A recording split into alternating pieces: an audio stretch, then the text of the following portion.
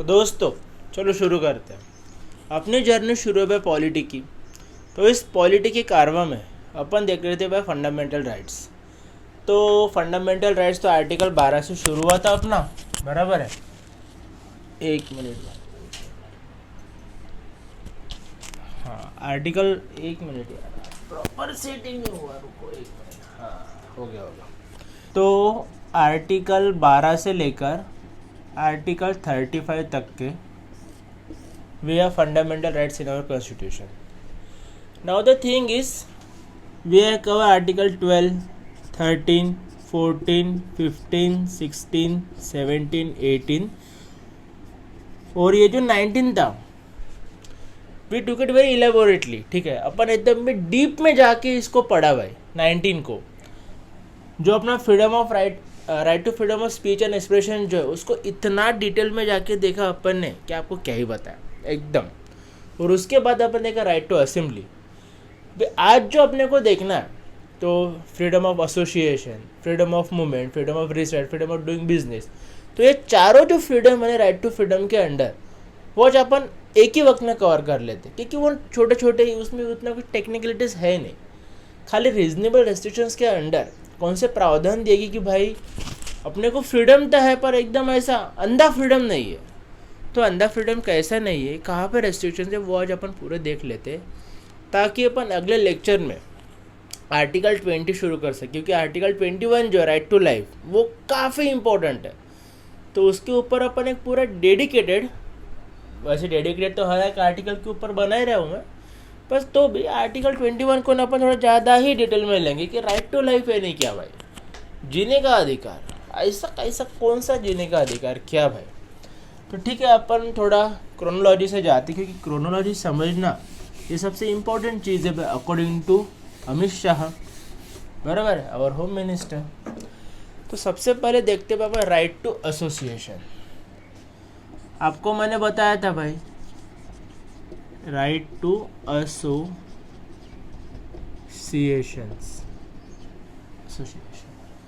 ये है भाई अपना 19 का C या 3 जो भी आपको लेना है वैसे, ठीक है। तो राइट टू फ्रीडम है, बोलने का अधिकार है, तो बोलेंगे कहाँ पे, जिसके लिए मैंने असेंबली कर ली। अभी असेंबली कर ली तो अपने जैसे कुछ 4-5 लोग आ गए भाई, तो चलो एसोसिएशन कर लेते हैं। तो ये जो आर्टिकल 19 है ना, यहाँ पे जो राइट टू एसोसिएशन है, here you can form the groups, here you can form the unions, you can form the cooperative societies, here you can form the political parties. जैसे आपका दिल चाहे, जैसे आपके दिल से आवाज़ आए वो आप लोग चीज़ तैयार कर सकते हो, और ये करने के लिए आपको कोई नहीं रोक सकता। एसोसिएशन फॉर्म करने के लिए ना भाई आपको कोई नहीं रोक सकता, कुछ टेंशन नहीं है भाई, करो आप एसोसिएशन फॉर्म। पर इसमें भी अंधा फ्रीडम नहीं है। अभी एसोसिएशन फॉर्म करना है तो आपने एसोसिएशन फॉर्म कर लिया, पर रीजनेबल रेस्ट्रिक्शंस का क्या। तो स्टेट क्या करते कि भाई अगर पब्लिक ऑर्डर, पब्लिक तो ये जो पब्लिक ऑर्डर है उसके भी ऊपर भाई सोवेरेनिटी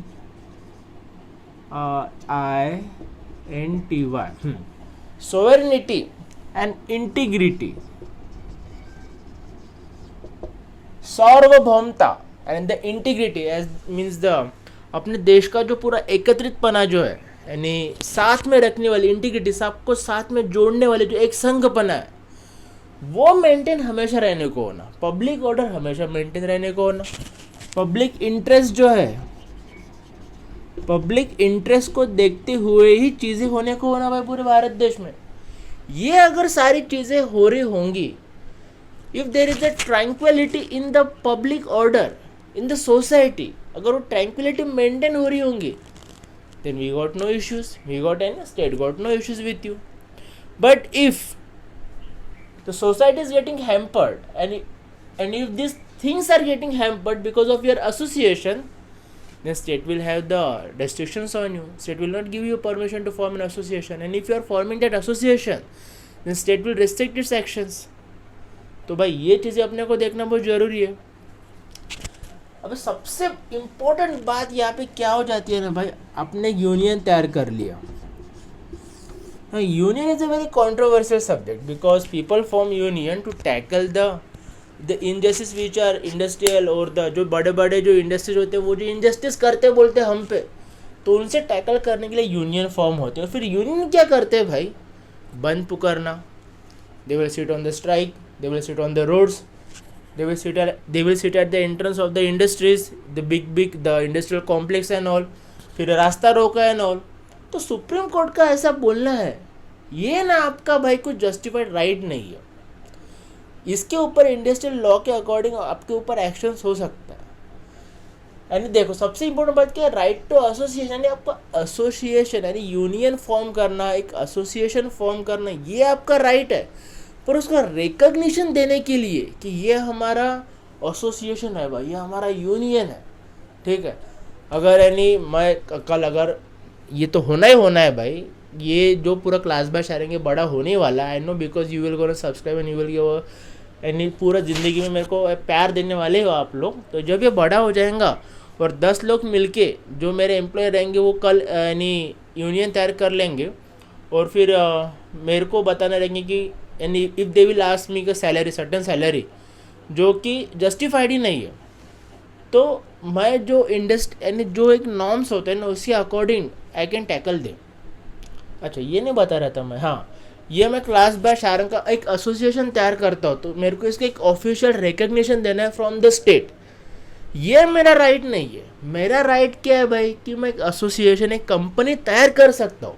यानी क्लास बाय शारंग का एक मैं कंपनी तैयार कर सकता हूँ पर उसकी ऑफिशियल रिकग्निशन ये मेरा राइट नहीं. ये मेरा राइट यानी ये कब होगा ऑफिशियल रिकग्निशन? अगर मेरे को भाई गवर्नमेंट बोलती है कि यार नाउ यूर एक ऑफिशियल कंपनी तो फिर ठीक है. बट कंपनी एस्टेब्लिश करना ये मेरा हक है पर ऑफिशियल रिकग्निशन मेरा हक नहीं है. पर मेरे जो एम्प्लॉई है मेरे सर के ऊपर बैठ के मेरे को बोल रहे हैं कि सर्टन एकदम कार्ल मार्क्स पढ़ के कम्युनिज्म लाल सलाम, तो भाई जो इंडस्ट्रियल नॉर्म्स जो होते हैं ना उसके अकॉर्डिंग मैं उनको टैकल भी कर सकता हूँ. वो उनका एकदम राइट नहीं है भाई कि हमने जितना बोला हमको उतना सैलरी होना, ऐसा कुछ नहीं है. अबे 25,000 रुपये सैलरी होगा और मेरे अंदर potential if I am asking for the 50K salary, तो वो बोलते कि भाई मार्केट नॉर्म से 10-20% हम हाइक करके देंगे. उसका क्या मतलब है भाई? मेरे को पता है, मेरे को समझता हूँ, मैं कर सकता हूँ काम, तो वो देने को होना. पर वैसे नहीं होता market norms. So whatever it is, तो I am just telling you. तो ये भाई राइट टू एसोसिएशन तो आप सब कर सकते हो. पॉलिटिकल पार्टीज निकल सकते हो, कोऑपरेटिव सोसाइटीज निकाल सकते हो. जब कोई जो करना है किटी पार्टी शुरू कर लो, आप उसका एक ग्रुप बना लो, उसका यूनियन बना लो. बट उसके वजह से भाई public order, public interest, sovereignty, integrity ये हैम्पर नहीं होने को होना, ठीक है. और उसी के साथ you can call the strike बंद. ये आपका ना कुछ राइट नहीं है भाई, वो आप ऐसे ही कर रहे हो और वो चलता है पूरे भारत देश में भाई, ठीक है. तो इसी तरह फिर अभी अगला राइट लेते हैं अपन, वो जो है भाई right to movement. Let me right to movement, ठीक है. ये है भाई अपना डी, जो हो गया अपना चौथा, ठीक है. तो इस देश में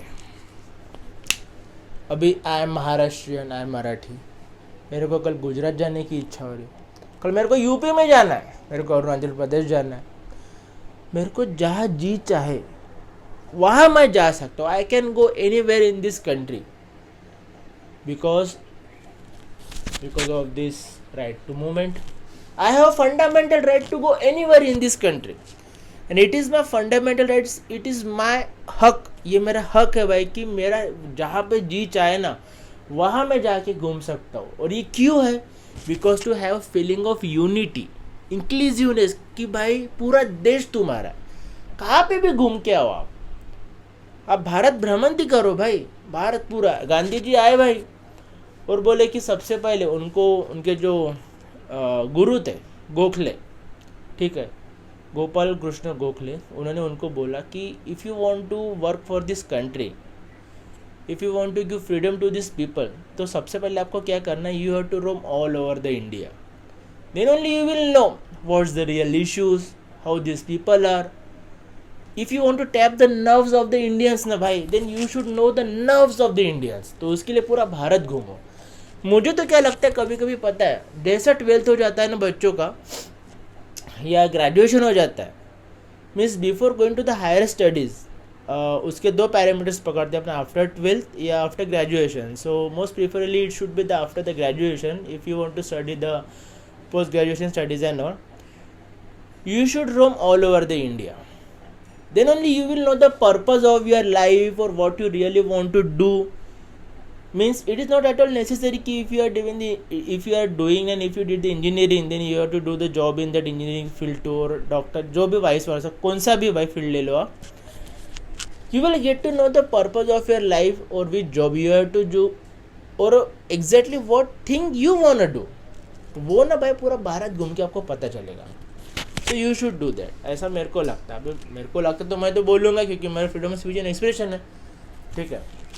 तो आप भारत में कहाँ पे भी जा सकते हो, बट अंधा फ्रीडम तो यहाँ पे भी नहीं है भाई, अंधा फ्रीडम तो किधर भी नहीं है. तो रीजनेबल रेस्ट्रिक्शन फिर से, तो कैसा reasonable restriction? For the sake of public interest.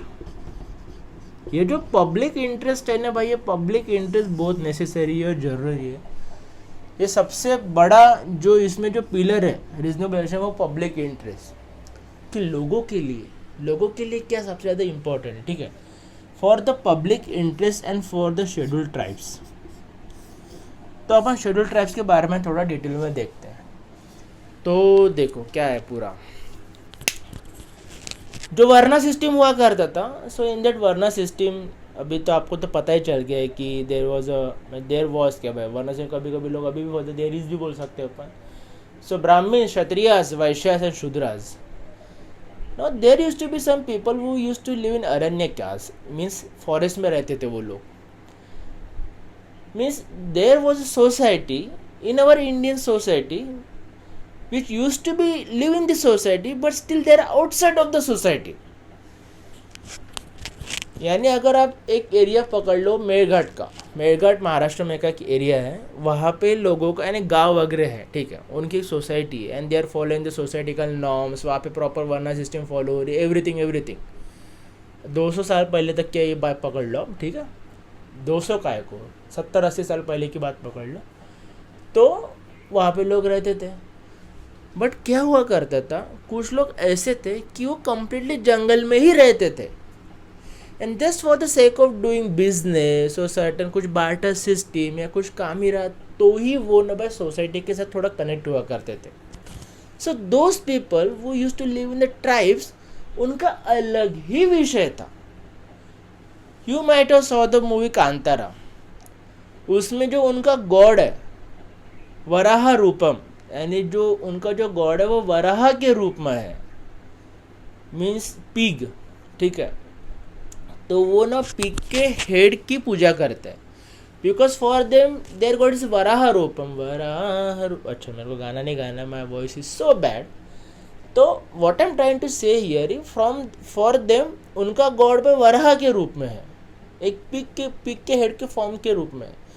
अभी उनके जो नॉर्म्स है भाई भगवान के पूजने को, उनके जो एडमिनिस्ट्रेटिव सिस्टम है, उनके जो रहन सहन है, उनका जो कल्चर है, it is completely different from rest of the society. और अगर उनका ऐसा ही रहन सहन है और अगर अपन वहाँ पे जाके उनको अगर एक्सप्लॉइट कर रहे होंगे for the resources, for the money and just for the sake of having the tourism and anything, तो भाई वो रहेंगे कैसे, उनका कल्चर का क्या. तो उस तरह अरुणाचल प्रदेश हो गया, मेघालय हो गया, नागालैंड हो गया, even the certain area the Maharashtra, यानी महाराष्ट्र में भी बहुत सारे शेड्यूल ट्राइब्स है, गढ़चिरौली वाला एरिया होगा, बहुत सारे. तो बात ये है कि वो वाले एरियाज़ में जाके एकदम आप विदाउट परमिट नहीं घुस सकते. बेस्ट एग्जाम्पल है लक्षद्वीप का. अभी लक्षद्वीप अगर आपको जाना है तो you need a permit to go there. Without permit you just can't go there.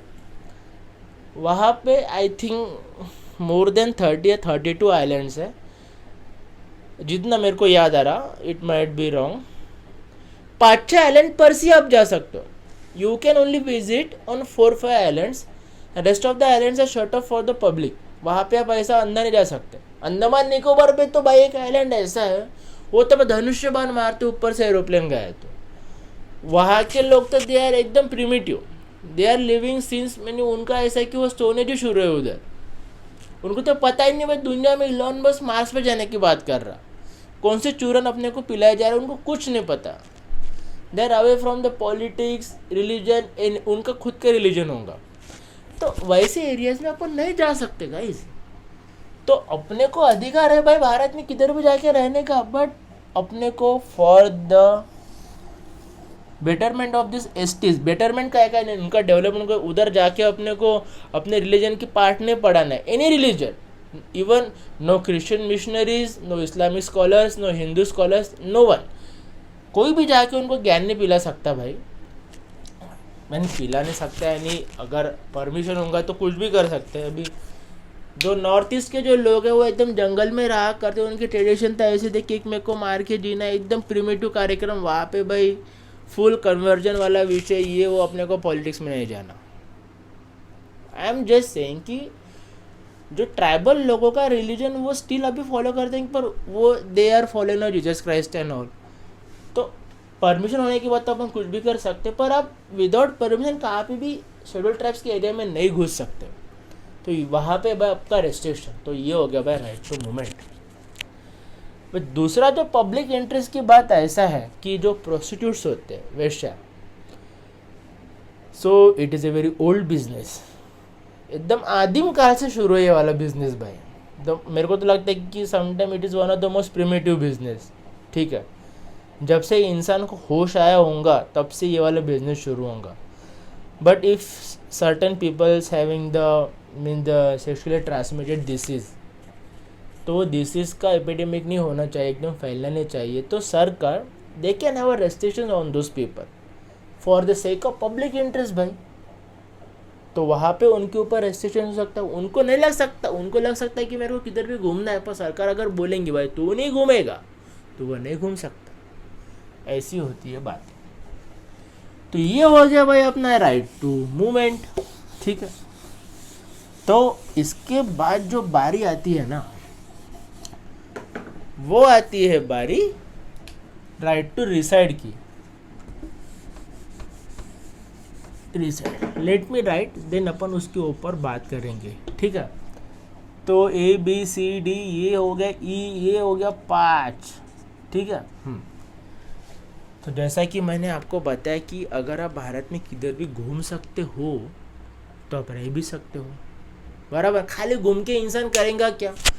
अभी मैं अगर गया भाई कोझीकोड है या वायनाड, या अगर मैं ऊटी चलेगा, दार्जिलिंग चलेगा, यार वो बर्फी पिक्चर दार्जिलिंग का है ना, according to me Barfi is one of the most beautiful movie. आँखों को सुकून इतनी, देखो यार हरियाली है, हरियाली को शूट करना that is different thing, but the way he shot, Anurag Basu, हाँ भाई उन्होंने क्या ही शूट किया वो मूवी यार। रणबीर कपूर, सौरभ शुक्ला, वो तो ब्रिलियंट है ही है, but and the acting of Priyanka Chopra, mind blowing. तो दार्जिलिंग में अगर आपको जाके रहने की इच्छा होगी भाई, घूमते घूमते गए और यार I just want to live here in Darjeeling only, then you have the freedom to live there. आपको कोई नहीं बोल सकते कि भाई तू इधर नहीं रहेगा। No one can say this to you. आपको उधर रहने का भाई, दार्जिलिंग के मेन चौक पे आपको अगर ज़मीन लेने की आपकी हैसियत है, पैसा है, तो आप ले सकते हो, that is your right to reset. पर अंधा फ्रीडम तो यहाँ पे भी नहीं है।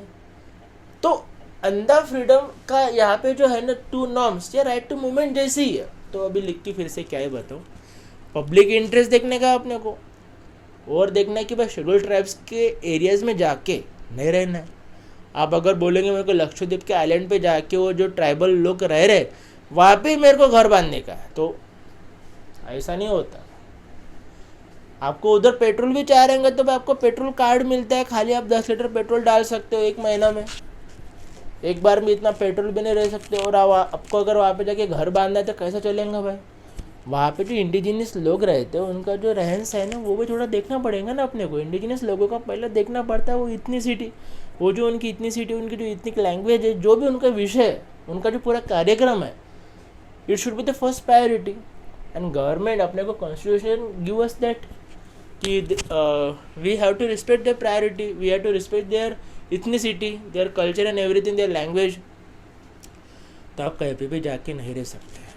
मुद्दा ये है, आप रह सकते हो पर देयर आर सर्टेन एरियाज जहाँ पे आप जाके नहीं रह सकते, ऐसा मामला है भाई। तो ये अपना right to reside, just like a right to movement. तो अपन देखते भाई फ्रेंड राइट टू बिजनेस, धंधा पानी। अभी इंसान को जीना है तो कुछ धंधा पानी तो करना पड़ता है ना भाई, बराबर है क्या नहीं? तो आप इस देश में कोई भी बिजनेस कर सकते हो अगर आपके अंदर टैलेंट है भाई, आपके अंदर वो पोटेंशियल है, तो आप कुछ भी बिजनेस कर सकते हो। पर इसका मतलब ये नहीं होता कि आप ह्यूमन ट्रैफिकिंग ही कर लें।